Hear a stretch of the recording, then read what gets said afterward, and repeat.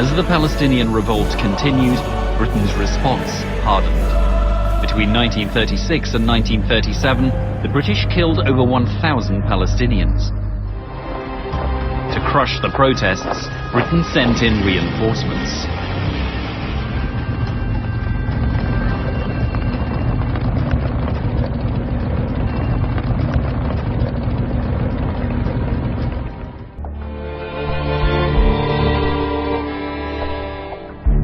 British troops spared no effort in seeking to disarm the Palestinians. This included widespread searches for weapons.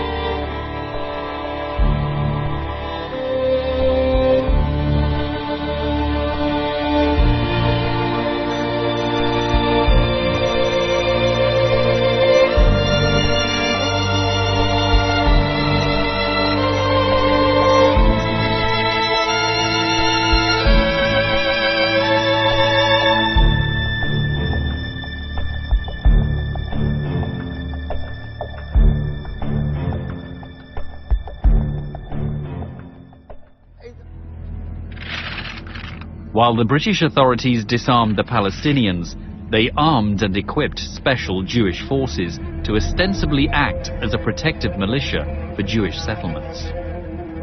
Half of the Palestinians who became refugees were already expelled from their houses by May 1948. So I could say that out of the 530 Palestinian villages that were destroyed in the 1948 Nakba, half of these villages were already demolished by the 15th of May.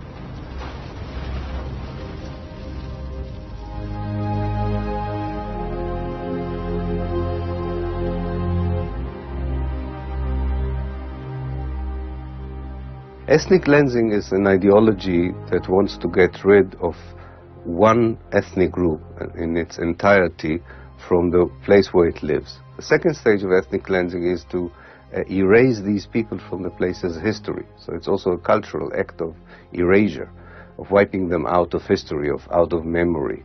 And the third stage is to make sure that they will never come back. Nakba.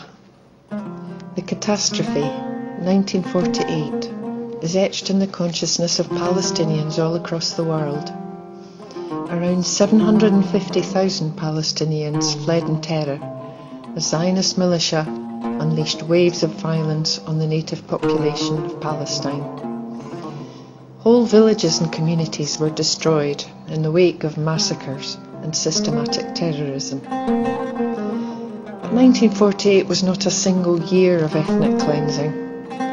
Whilst the years between 1947 and 1949 saw the massive exodus of Palestinians from their homeland and the establishment of the new State of Israel, the ground had been laid for these crimes long before this. The Balfour Declaration of 1917 effectively signed over the land to European Jewish settlers, and the setting up of the Jewish National Fund institutionalized the acquisition and administration of more and more Palestinian land, whether by purchase, deceit or theft. The Zionist project to displace Palestinians and replace them with Jewish settlers began in earnest from that time and continues to this day. Western, including UK, strategic, political and economic interests see Israel as a safe pair of hands in that region and turn a blind eye to Israel's excesses, refusing to challenge continual breaches of international law and human rights conventions. Amongst one of Israel's ongoing crimes is the continuous and accelerated building of Jewish settlements on illegally occupied Palestinian land in the West Bank. Palestinian villages and communities are corralled, surrounded and dominated by illegal settlements. Palestinians are robbed and deprived of water, resources and services, and their lives and freedom of movement are restricted and curtailed by barriers, walls and armed military checkpoints. They are regarded as non-people in their own land and can be summarily shot dead or injured and subject to daily acts of violence from the Israeli military or gun-toting settlers. Scottish Palestine Solidarity Campaign believe that the best way to offer effective solidarity to Palestinians is to support BDS, boycott, divestment, sanctions, and challenge the businesses and institutions which profit from this apartheid system. One such company, Hapoalim Bank, is a key infrastructural support to Israel's process of ethnic cleansing.